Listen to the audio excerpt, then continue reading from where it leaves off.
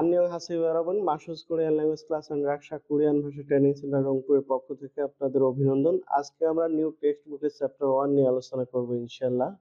তো যে সকল ভিউয়ার্স কোরিয়ান ভাষা শিখে কোরিয়ান ভাষা পারদর্শী পরীক্ষার মাধ্যমে সরকারিভাবে দক্ষিণ কোরিয়ায় যাওয়ার জন্য নিজেদেরকে পারফেক্টলি প্রিপেয়ার করতে চাচ্ছেন, সেই সকল ভিউয়ার্সদের জন্য আমাদের ক্লাসগুলো অত্যন্ত গুরুত্বপূর্ণ। যে সকল ভিউয়ার্স অলরেডি চ্যানেলটি সাবস্ক্রাইব করেছেন সেই সকল ভিউয়ার্সদের অভিনন্দন। যে সকল ভিউয়ার্স এখনো সাবস্ক্রাইব করেননি, নিত্য নতুন ভিডিও নোটিফিকেশন সবার আগে পাওয়ার জন্য চ্যানেলটি সাবস্ক্রাইব করে বেল বাটনটি প্রেস করবেন। তো চলুন কথা না বাড়িয়ে আজকে ক্লাসটি সম্পর্কে জেনে নেই। তো ডিয়ার স্টুডেন্ট, স্ক্রিনে আমরা কি দেখতে পাচ্ছি? ইলকোয়া। ইলকোয়া অর্থ কি?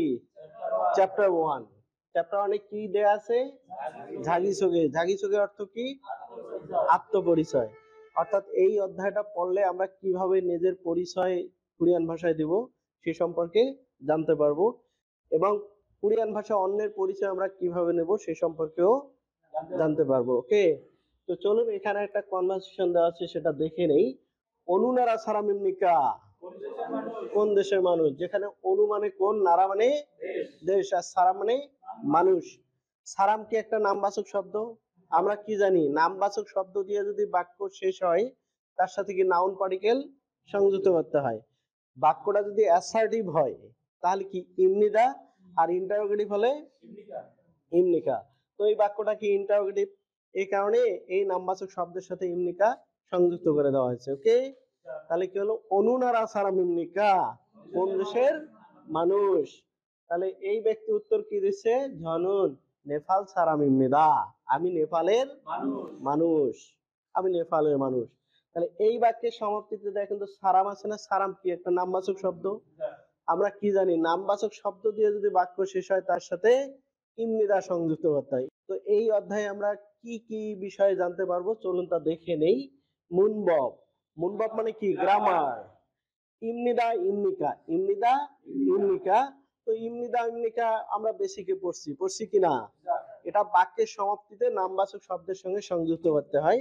বাক্যটা যদি অ্যাসার্টিভ হয় তাহলে কি ইমনিদা সংযুক্ত করতে হবে। এখানে যেমন অ্যাসার্টিভ সেন্টেন্সের সমাপ্তিতে নামবাচক শব্দের সঙ্গে ইমনিদা সংযুক্ত করে দেওয়া হয়েছে, এবং বাক্যটি যদি প্রশ্নবোধক হয় অর্থাৎ ইন্টারোগেটিভ সেন্টেন্স হয় সেক্ষেত্রে বাক্যের সমাপ্তিতে নামবাচক শব্দের সাথে ইমনিকা সংযুক্ত করতে হবে। যেমন এখানে কি বাক্যের সমাপ্তিতে নামবাচক শব্দের সাথে প্রশ্নবোধককে ইমনিকা সংযুক্ত করে দেওয়া হয়েছে। ওকে, তারপরে কি দেয়া আছে? অহে। অহে অর্থ কি? শব্দ ভান্ডার। নারাইরুম। নারাইরুম অর্থ দেশের নাম। জিগম্য, পেশা, পেশাগত নাম বা পেশা। হ্যাঁ, তাহলে এই অধ্যায়ে আমরা দেশের নাম সংক্রান্ত কোরিয়ান শব্দগুলো সম্পর্কে জানতে পারবো, এবং কি পেশাগত নাম। পেশা বলতে আমরা কি বুঝি? বিভিন্ন মানুষের পেশা আছে না, যেমন ডাক্তার, ডাক্তার কোরিয়ান কি? কৃষকের কোরিয়ান কি? জেলের কোরিয়ান কি? ছাত্রর কোরিয়ান কি? শিক্ষকের কোরিয়ান কি? এই ধরনের পেশাগত যে কোরিয়ান শব্দগুলো সে সম্পর্কে আমরা এই অধ্যায়ে জানতে পারবো। তো তারপরে আমরা এখানে কি জানতে পারবো? মুনহুয়া ওয়া ঝংব, সংস্কৃতি এবং তথ্য। হানগুকে ইনসা ইয়েজল, কোরিয়ার অভিবাদনের শিষ্টাচার। অভিবাদনের শিষ্টাচার। প্রতিটা দেশে তো অভিবাদনের কিছু শিষ্টাচার থাকে নাকি, কিছু নিয়ম কানুন থাকে। কোরিয়াতে কোরিয়ানরা একজন আরেকজনের সাথে যখন ইনসা দেয় বা অভিবাদন জানায় তখন কি কি বিধিবিধান গুলা মেনে চলে সে সম্পর্কে আমরা এখানে জানতে পারবো। ওকে, তারপরে এখানে কি আছে? হাকসুক মকফিউ। হাকসুক মকফিউ অর্থ কি? পাঠের উদ্দেশ্য। অর্থাৎ এই অধ্যায়টা আমরা কেন পড়বো, এই অধ্যায়টা আমরা কেন পড়বো, বা এই অধ্যায় পড়লে আমরা কি কি জানতে পারবো সেই বিষয়টা আমরা দেখে নেই। অনুনারা সারামিনজি মুত্ত দেতা ফলছে ইত্তা। অনুনারা সারামিনজি মানে কোন দেশের মানুষ। মুত্ত, মুত্তা মানে হচ্ছে জিজ্ঞাসা করা, বউ মানে এবং, দেতা ফলছে ইত্তা এবং উত্তর দিতে পারা। অর্থাৎ আপনি কোন দেশের মানুষ, আপনি এই বিষয়টা আমি কোরিয়ান ভাষায় কিভাবে প্রশ্ন করব সেই বিষয়টা আমি এই অধ্যায়ে জানতে পারবো। এবং কেউ যদি আমাকে জিজ্ঞাসা করে যে আপনি কোন দেশের মানুষ, সেই জিজ্ঞাসার উত্তরটাও আমি কোরিয়ান ভাষায় দিতে পারবো। ওকে, তারপরে ঝিগমি মুয়াশিনজি মুত্ত দেতা পাচ্ছ ইত্তা। পেশা কি? জিজ্ঞাসা করা এবং উত্তর দিতে পারা। অর্থাৎ কারো পেশা কি এটা আমি কোরিয়ান ভাষায় প্রশ্ন জিজ্ঞাসা করতে পারবো, কিংবা কেউ যদি আমাকে আমার পেশা কি এই সম্পর্কে কোরিয়ান ভাষায় প্রশ্ন করে তাহলে আমি কোরিয়ান ভাষায় উত্তর দিতে পারবো। তাহলে এগুলো দরকার কিনা? কোরিয়াতে গেলে এই বিষয়গুলো কি কমন, এগুলা প্রশ্ন করবে, এগুলা প্রশ্ন করবেই, ঠিক আছে। তো চলুন আমরা মূল আলোচনায় চলে যাই। তো স্ক্রিনে কি দেয়া আছে? অহয়ে ইল, অহয়ে ইল, অহয়ে অর্থ কি? শব্দ ভান্ডার, ইল মানে এক, শব্দ ভান্ডার এক। এখানে কি দেয়া আছে? নারা ইরুম, দেশের নাম, দেশের নাম। বিভিন্ন দেশের কোরিয়ার নাম কি সে সম্পর্কে এখানে কোরিয়ান ফ্ল্যাগ সহ দেয়া আছে। চলুন দেশের নামগুলো আমরা দেখে নেই। হানগুক, হানগুক মানে নেপাল। ধংথিমুরু, লাওস, মঙ্গল, Myanmar, Bangladeshi, Vietnam, Sri Lanka, Uzbekistan, Indonesia, জুঙ্গুক, কাম্বোডিয়া, কিরগিজস্তান, তাজিকিস্তান, থেগুক, পাকিস্তান, ফিলিপাইন। এগুলা তো আমরা বেসিকে পড়ছি নাকি? পড়ছি তো সবাই, হ্যাঁ? যদি কেউ নাও পড়ে থাকি তাহলে এখানে কিছু শব্দ দেশের নামের সাথে মিল নাই, তখন জুঙ্গুক, জুঙ্গুকের সাথে চীনের কোনো মিল নাই, তার মানে এই শব্দটা মুখস্থ করতে হবে। আর থেগুক অর্থ কি? থাইল্যান্ড। তো থাইল্যান্ডের সাথে থেগুকের উচ্চারণগত কোনো মিল আছে? নাই, তাহলে এটা মুখস্থ করতে হবে। আর হানগুক, হানগুকের সাথে কোরিয়ার উচ্চারণগত কোনো মিল নাই, উচ্চারণগত কোনো মিল নাই, তাহলে এটা মুখস্থ করতে হবে। আর নেপাল, উচ্চারণগত মিল আছে তো? আছে। ধংতিমুরু, ধং এর সাথে মিল নেই, ধং মানে পূর্ব, ধং মানে পূর্ব, তাহলে এই ধংটা শুধু মনে রাখতে হবে। আর থিমুরু তো উচ্চারণগত মিল আছে, ঠিক আছে। তাহলে এখানে কোনো সমস্যা আছে? ওকে, তাহলে আমরা পরের স্লাইডে চলে যাই। তো স্ক্রিনে আমরা উপরে কিছু শব্দ দেখতে পাচ্ছি, শব্দগুলো দেখে নেই। অনু, অনু অর্থ কোন। সারাম মানুষ, ইরুম নাম, কুকচক জাতীয়তা, নুগু, নুগু মানে কে, নুগু মানে কে। তো এখানে স্ক্রিনে আমরা একটি হোমওয়ার্ক দেখতে পাচ্ছি, তো চলুন কিভাবে এই হোমওয়ার্কটা সম্পন্ন করতে হবে তা আমরা দেখে নেই। খোয়াংএনুন খতকিরি, সম্পর্কিত জিনিসটি ইয়নগিয়ের আছে ও সংযোজন করুন।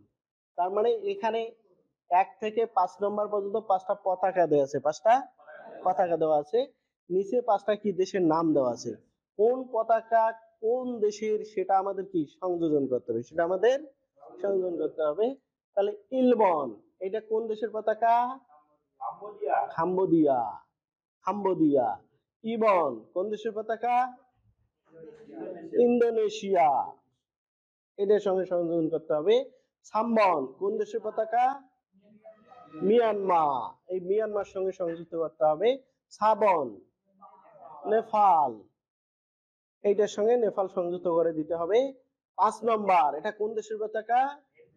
ভিয়েতনাম, এই ভিয়েতনামের সাথে সংযুক্ত করতে হবে। ওকে, তার মানে এখানে দিছে যে আমরা কোনটা কোন পতাকা কোন দেশে সেটা আমরা চিনি কিনা, সেটা আমরা চিনি কিনা, এটা একটু দেখলে আমরা জানতে পারবো। তো এখানে কোনো সমস্যা আছে? ওকে, আমরা পরের স্লাইডে চলে যাই। তো স্ক্রিনে আমরা কি দেখতে পাচ্ছি? মুনবব ইল, মুনবব অর্থ কি? গ্রামার। প্রতিটা অধ্যায়ে আমরা 2টি করে মুনবব পাবো। কয়টি করে? 2টি করে। তো প্রথম একটা, এরপরে আমরা একটা পরবর্তীতে পাবো। ওকে, তো এখানে কোন মুনবব দেওয়া আছে? ইমনিদা ইমনিকা, ইমনিদা ইমনিকা। তো ইমনিদা ইমনিকার ব্যবহার সম্পর্কে আমরা বেসিকে আলোচনা করেছিলাম, তো আজকে আমরা আবার আলোচনা করব। তো চলুন আমরা আমাদের স্লাইড থেকে ইমনিদা ইমনিকার ব্যবহার সম্পর্কে জেনে নিই। ওকে, তো স্ক্রিনে আমরা কি দেখতে পাচ্ছি? ইমনিদা, ইমনিদা আমরা কখন ব্যবহার করব? ইমনিদা বাক্যের সমাপ্তিতে নাউনের সাথে সংযুক্ত হয় উক্ত বাক্যের সাবজেক্টের পরিচয় বা বিবৃতি প্রদান করে। ইমনিদা বাক্যের সমাপ্তিতে, বাক্যের সমাপ্তিতে যখন নামবাচক শব্দ বসবে তখন তার সাথে আমরা ইমনিদা সংযুক্ত করে কোরিয়ান সেন্টেন্স তৈরি করব। ইমনিদা যে নাউনটার সঙ্গে সংযুক্ত হবে ওই নাউনটা ওই বাক্যের সাবজেক্টের পরিচয় প্রদান করবে। তো তো ইমনিদা ব্যবহারের নিয়মটা আমরা দেখে নেই। ভার্ব থাকলে ইমনিদা, ভার্ব না থাকলেও ইমনিদা। এর আগে যতগুলো আমরা নিয়ম পড়ছিলাম, ভার্ব থাকলে ইয়ং থাকতো, ভার্ব থাকলে ইয়ং থাকতো, ভার্ব না থাকলে ইয়ংটা উঠে যেত। কিন্তু ইমনিদার, হ্যাঁ, ইমনিদার ক্ষেত্রটা একটু ব্যতিক্রম। শব্দের শেষে ভার্ব থাক বা না থাক, ইমনিদা থাকবে, ইমনিদা থাকবে। এবং এই ইমনিদার যে ইয়ংটা রয়েছে এই ইয়ংটা নামবাচক শব্দের ভার্সিম দ্বারা কখনো পূরণ হবে না, কখনো পূরণ হবে না। ঠিক আছে, তো চলুন আমরা এখানে দেখে নেই কিছু উদাহরণের সাহায্যে। এখানে ভার্সিম থাকলে কি ইমনিদা, ভার্সিম না থাকলেও ইমনিদা। থুয়ান, এখানে ভার্সিম আছে না? আছে, আমরা ইমনিদা দিছি। উচ্চারণ কি হবে? থুয়ান ইমনিদা। তারপর কি আছে? সুমন, সুমন ইমনিদা। ডান দিকে আমরা দুটি নাউন নিয়েছি যে নাউনগুলোর সমাপ্তিতে ভার্সিম নেই।